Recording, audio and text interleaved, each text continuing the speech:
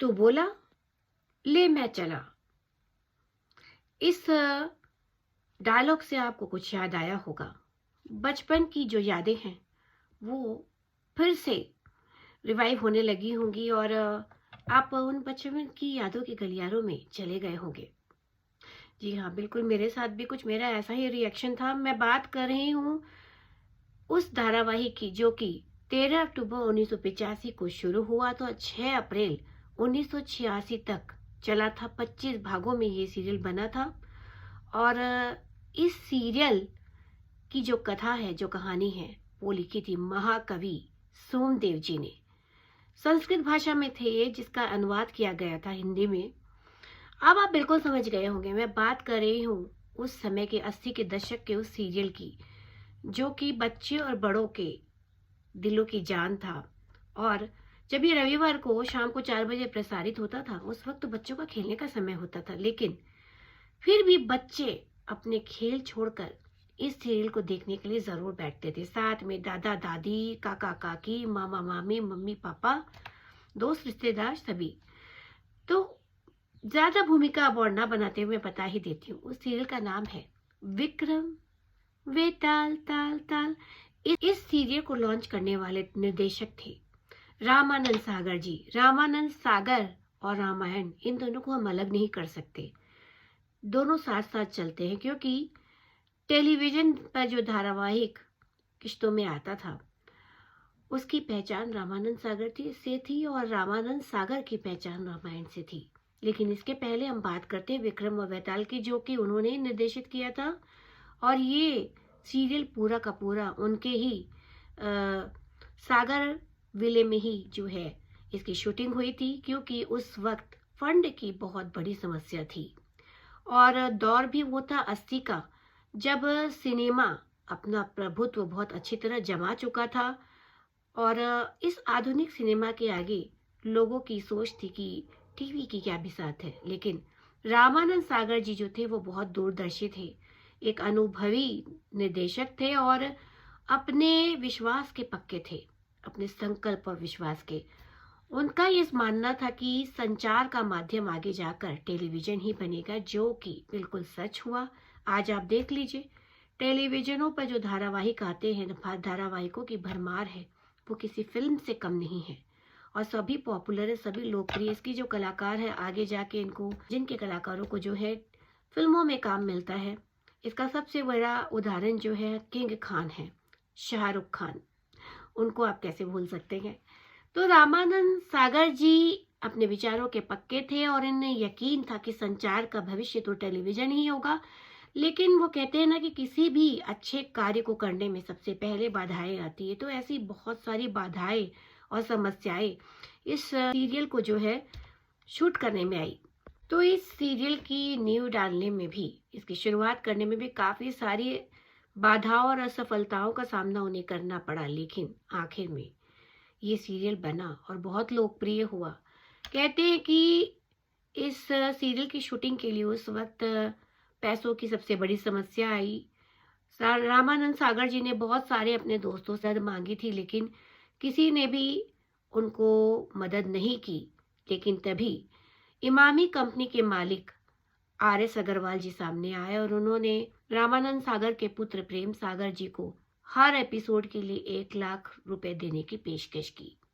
हालांकि ये पैसे बहुत कम थे, लेकिन फिर भी उन्होंने हिम्मत नहीं हारी और उसी में सब कुछ मैनेज करना का सोच लिया था, क्योंकि उनके इरादे पक्के थे, संकल्प पक्का था। तो जब आपके संकल्प पक्के हों और अपने विचारों के आप पक्के होते हैं, तो फिर कोई भी समस्या आपको समस्या नहीं लगती, उसी समस्या में से समाधान निकल आता है। और ऐसा ही कुछ समाधान निकाला उनके सुपुत्र ने। उन्होंने फिल्म डायरेक्शन, कैमरामैन और स्पेशल इफेक्ट का काम जो है प्रेम सागर जी ने स्वयं संभाला। और कहते हैं कि इसके एक एक एपिसोड की, यानी कि हर एपिसोड की जो शूटिंग है उसके लिए कोई अलग से सेट नहीं बनाया गया। रामानंद सागर के बंगले सागर विला में इसकी शूटिंग हुई थी। और कहते हैं कि इसके संगीत, जो धारावाहिक का जो म्यूजिक होता है शुरू में, तो इसके लिए उन्होंने स्वयं ही बागडोर संभाली निर्देशकों ने। उन्होंने स्वयं गीत लिखे और स्वयं ही उसका म्यूजिक दिया, जबकि रामानंद सागर के प्राय हर धारावाहिक में रविंद्र जैन जी ने अपना अनुभवी संगीत दिया और सभी के सभी बहुत ही पॉपुलर रहे थे।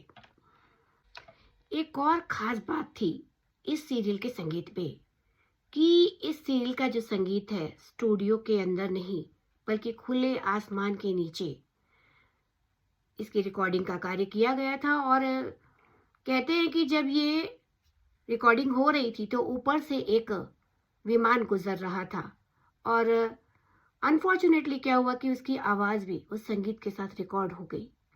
तो उन लोगों ने इसका भी तोड़ निकाला कि जब ये प्लेन की आवाज़ आएगी संगीत के बीच में तो वहाँ एक राक्षस को दिखा देंगे।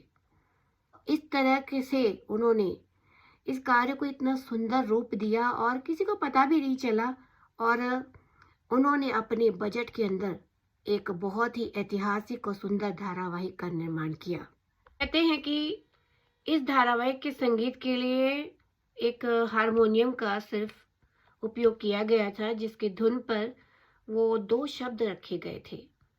और वो 2 शब्द कौन से थे? विक्रम वेताल के धारावाहिक के शुरू होते वक्त विक्रम विक्रम विक्रम वेताल ताल ताल, विक्रम विक्रम विक्रम वेताल ताल ताल। और ये संगीत बहुत ही सुपर डुपर हिट रहा था। ये संगीत आते ही लोग समझ जाते थे कि धारावाहिक शुरू होने वाला है।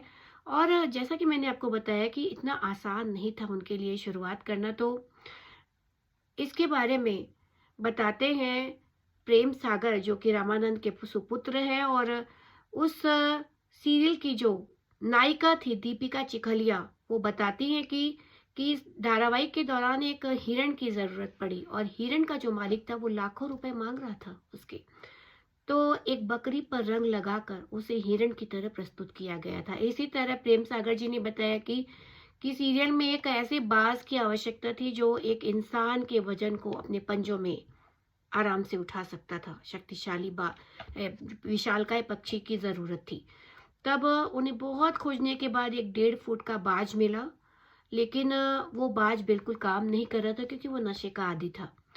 तो उन लोगों ने उस बाज के दोनों आसपास अंडे रख दिए और उसे नशा देने के लिए उन अंडों को फोड़ा, जिससे बाज के चेहरे पर ठीक वैसे ही भाव आए जैसा उस सीरियल के लिए आवश्यकता थी। तो आप सोचिए उन लोगों ने क्या क्या तिकड़में नहीं लगाई।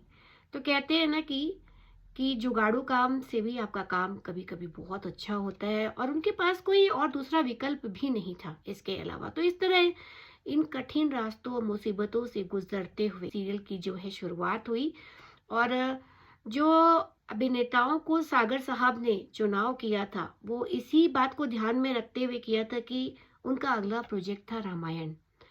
तो उसमें राम की भूमिका में बाद में अरुण गोविल थे, लेकिन उससे पहले वो राजा विक्रमादित्य के गेटअप में विक्रम वेताल में थे।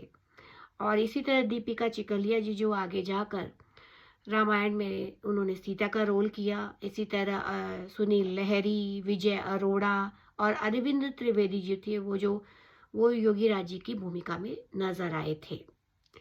तो एक पारिवारिक सीरियल होने के कारण इसकी सफलता जो थी इसमें बच्चों की भूमिका भी बहुत ज़्यादा है। जैसा कि मैंने आपको बताया कि जब ये लोग सीरियल बना रहे थे तो इनका मानना था कि ऐसे समय में सीरियल रखा जाए जब बच्चे भी उसे एंजॉय कर सके, लेकिन उनको संडे को यानी कि रविवार को 4 बजे का समय मिला इस सीरियल को दिखाने के लिए। तो थोड़ी निराशा उनको हुई थी, लेकिन ऐसा हुआ कि 4 बजते ही बच्चे अपने खिलौने सब छोड़कर इस सीरियल को देखने के लिए बैठ जाते थे।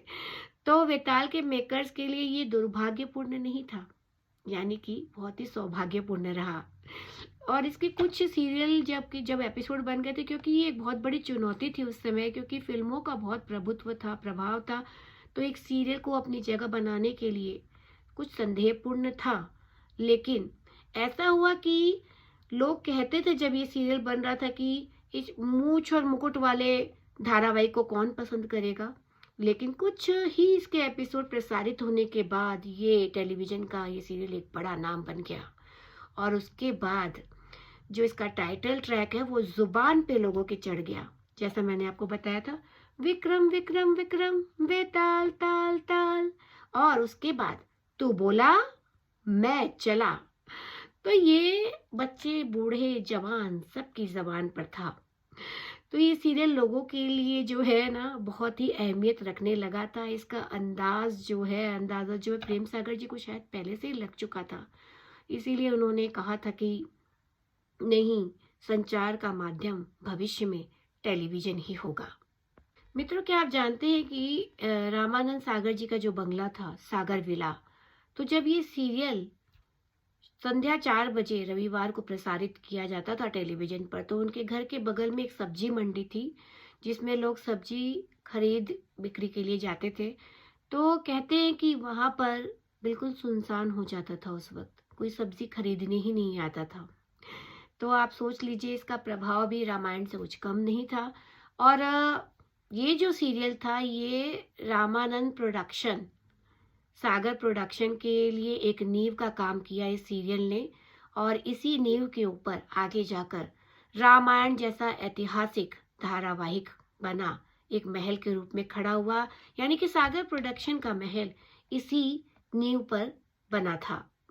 आगे जाकर रामानंद जी ने रामायण, दादा दादी की कहानी और इसके अलावा भी श्री कृष्ण जैसे ऐतिहासिक सीरियलों का निर्माण किया, और ये टेलीविजन के इतिहास में अपना एक अलग ही महत्वपूर्ण और बहुत ही ऐतिहासिक स्थान रखते हैं। आज भी ये सीरियल अगर प्रसारित किए जाते पुनः, जैसे कोरोना के समय रामायण को फिर से प्रसारित किया गया था तो लोग देखते थे बहुत चाव से, उसी तरह 1988 में भी फिर से विक्रम बेताल के सीरियल को जो है प्रसारित किया गया था और लोग बड़े चाव से देखते थे। और अगर इस तरह के हमारी जो ऐतिहासिक धरोहर है, ऐतिहासिक कथाएं हैं जो कि सच है, सत्य है, उन पे अगर धारावाहिक बनाए जाए तो हमारी जो जनरेशन है वो हमारे इतिहास को बेहतर तरीके से जान पाएगी। तो आज के लिए बस इतना ही। चलूंगी, आपसे फिर मिलूंगी जल्दी ही। और यादों के गलियारों से अब वापस आ गई हूँ, जहाँ मैं भी टीवी के सामने बैठकर ये सीरियल देखा करती थी। विक्रम विक्रम विक्रम वे ताल ताल ताल, विक्रम विक्रम विक्रम वे ताल ताल ताल, तो बोला मैं चला। तो मैं भी चलूंगी, फिर मिलूंगी आपसे जल्दी ही किसी बॉलीवुड की या टेलीविजन से संबंधित किसी विषय पर चर्चा करने के लिए। तब तक के लिए अपने और अपने परिवार का बहुत ख्याल रखें। नमस्कार।